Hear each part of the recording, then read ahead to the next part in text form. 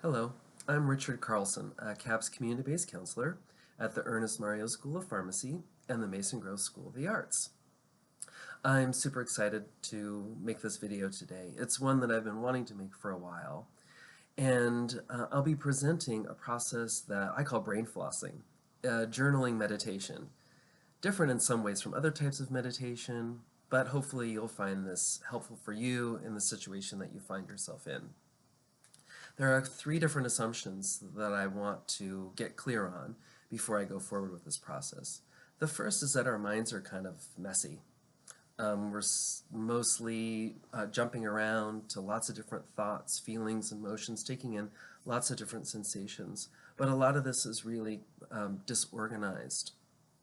And the amount of disorganization really varies from person to person and circumstance to circumstance, based on a lot of different factors like substance use, physical health issues, other previous mental health issues, or trauma, and other stressors. The second is the assumption that we make meaning out of everything. We take our basic perspective, our kind of messy mind, and apply this to everything that's coming towards us in life, ourselves, our relationships, and others. But we really are faulty in a lot of the meaning that we give to things, because it's already based on a lot of confusing processes in our mind. Third, to make matters worse, is that we act on these faulty perceptions and meanings, creating more disharmony. This is important because we want to understand that a lot of the disharmony that we create, a lot of the struggles that happen in our life are things that we've created based on our kind of disorganized thinking and our misappropriation of meaning to the events that happen in life, or the way we think about ourselves and others. Because of this responsibility, understanding this responsibility, we can turn around, apply our minds to free ourselves from our minds. This journaling meditation is a process for that. So we're going to use mindfulness skills in turning towards our thoughts and process them. I'd like to invite you now to gather a pen and some paper, find a comfortable place that's private, so that you can turn your awareness towards these thoughts. I'd like you to pick a current disharmony, a relationship issue, a thought that you've been having about yourself, often a negative thought, a perspective that you have on life, about life being bad, a fear, a failure, so that you can sit down with a pen and paper and just write out stream of consciousness.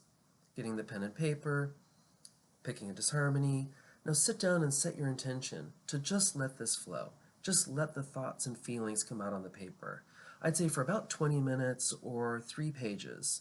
But really apply your mind to this, giving voice to everything, every little aspect, stretching your mind to give great detail about this current disharmony with yourself, life, or others. After this 20 minutes or 3 pages, when you finish, ask yourself a few questions. What is it in this situation that I'm most afraid of? What am I most afraid of feeling here?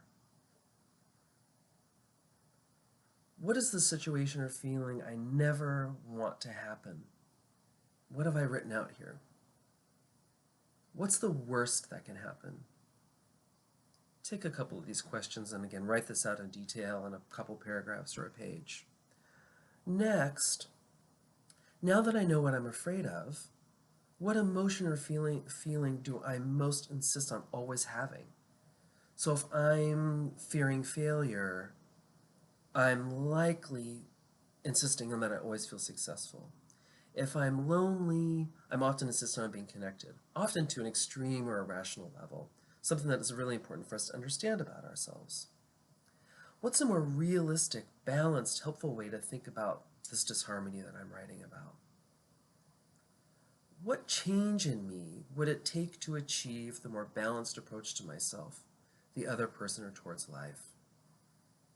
And lastly, is to imagine yourself a wiser version of yourself.